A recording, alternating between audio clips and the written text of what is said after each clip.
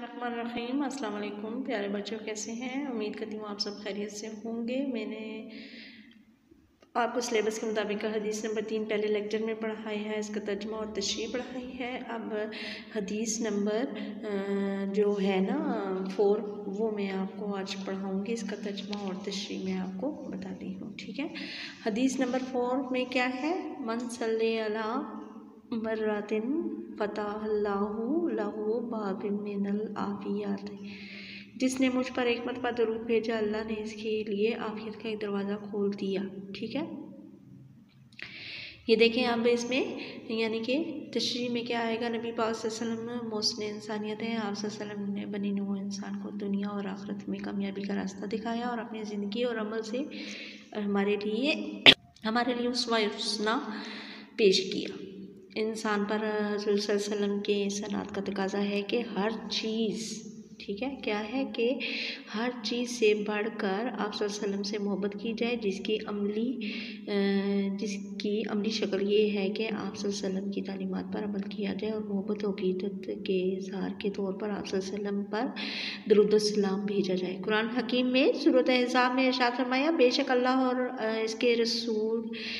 और इसके फरिश्ते नबी पाक सल्लल्लाहु अलैहि वसल्लम पर दरूद भेजते हैं। ए ईमान वालो, तुम भी इन पर दरूद सलाम भेजा करो। इससे ज़ाहिर होता है कि हज़ूर अकरम सल्लल्लाहु अलैहि वसल्लम क्या है, सल्लल्लाहु अलैहि वसल्लम पर दरूद भेजने की हमें अल्लाह की तरफ से भी ताकीद है। दरूद सलाम का सिला नबी अकरम सल्लल्लाहु अलैहि वसल्लम ने खुद इस हदीस में इरशाद फरमाया दिया कि मुझ पर एक मरतबा दरूद भेजे के बदले मैं अल्लाह ताला इस शख्स के लिए आफ़ियत का एक दरवाज़ा खोल देता हूँ। देखें कितनी ज़्यादा अफादियत है नबी पाक सल्लल्लाहु अलैहि वसल्लम के दरूद सलाम पढ़ने में, कितना टाइम लगता है हमारा। यानी कि हम जब जहाँ कहीं भी नबी पाक सल्लल्लाहु अलैहि वसल्लम का नाम लिया जाए तो उसमें आपको यानी कि सल्लल्लाहु अलैहि वसल्लम कहने में इतना टाइम नहीं लगता आपको टाइम ये कहने में। ठीक है, तो इसकी फ़जीलत भी कितनी ज़्यादा है। यानी कि नबी पाक सल्लल्लाहु अलैहि वसल्लम ने अपनी उसके साथ यानी कि नबी पाक सल्लल्लाहु अलैहि वसल्लम के ऊपर दुरूद सलाम भेजने की बार बार ताकीद की है। कुरान पाक में भी इरशाद फरमाया गया है और उसमें भी बताया गया है। ये देखें आपके पास जो नोट्स हैं उसमें भी नबी पाक सल्लल्लाहु अलैहि वसल्लम के बारे में यानी कि इनके दुरूद सलाम भेजने की फ़जीलत जो सी वो मैंने बयान की है। सूरत अहज़ाब में भी बताया गया कि अल्लाह ताला ने खुद फरमाया कि जो नबी पाक सल्लल्लाहु अलैहि वसल्लम पर फरिश्ते नबी पर दरूद भेजते हैं, ईमान वालों तुम भी नबी पाक सल्लल्लाहु अलैहि वसल्लम पर दरूद भेजा करो।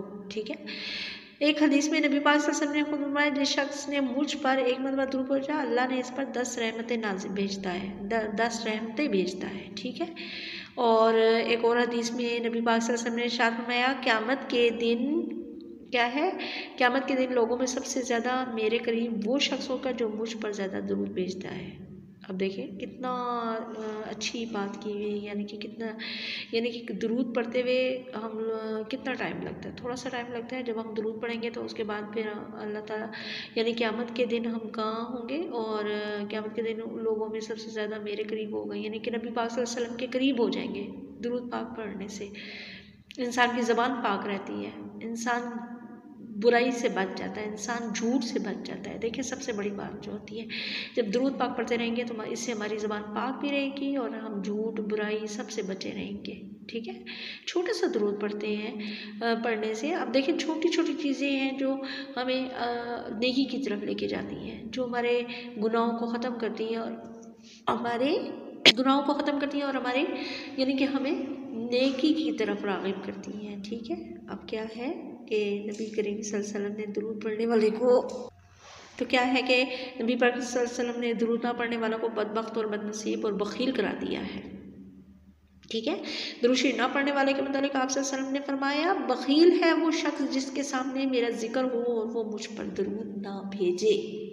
बखील है वो शख्स कि जिससे जो नबी पाक सल्लल्लाहु अलैहि वसल्लम का नाम दिया जा रहा हो सल्लल्लाहु अलैहि वसल्लम ना कहे।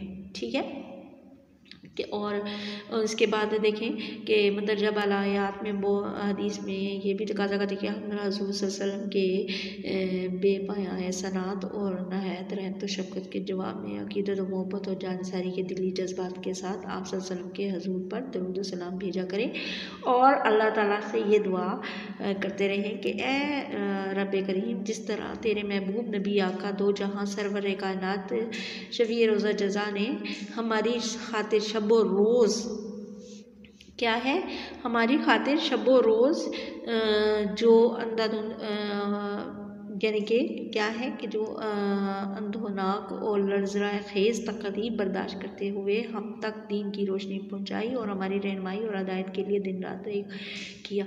ये तो हम सबको मालूम है कि नबी पाक सल्लल्लाहु अलैहि वसल्लम ने इस्लाम किस तरह फैलाया है। ठीक है, ये तो हम किताबों में पढ़ते हैं, हमें पता है कि नबी पाक सल्लल्लाहु अलैहि वसल्लम ने कितनी ज़्यादा तकलीफ़ें उठाई हैं इस्लाम को फैलाने में, कितनी ज़्यादा उन्होंने तकलीफ़ें सही, कितनी ज़्यादा उन्होंने मुश्किलात का सामना करना पड़ा। ठीक है, उसके बाद क्या है कि हमारी बख्शिश और मग़फ़िरत के लिए रातों को उठ कर आंसू बहाए और रातें सजदों में गुजारी। उस तरह हम तुझ से दरख्वास्त करते हैं कि तू आप पर अपनी बेबहार रहमतों की मूसलाधार बारिश बरसा दे और इनके दर्जात को बुलंद फरमा, दीन मोहम्मदी को बातिल की अगरा से महफूज फरमा और हर मुसलमान को इस दीन की तरावी इशाअत और तरक्की की तौफीक अता फरमा। आमीन। बच्चों, आपने ये ध्यान से पढ़ना है और हदीस को समझना है। देखें, हदीस को समझने का मतलब ये है कि इस पर अमल भी करना है ना। ये तो नहीं कि जस्ट आप लोगों ने बस किताब के ऊपर पढ़ लिया, समझ लिया, देख लिया, बस ख़त्म, अमल नहीं करना। इसको अमल भी आपने करना है, इसको समझना भी है। ठीक है, अपनी सेहत का ख्याल रखिएगा। ओके जी, अल्लाह हाफिज़।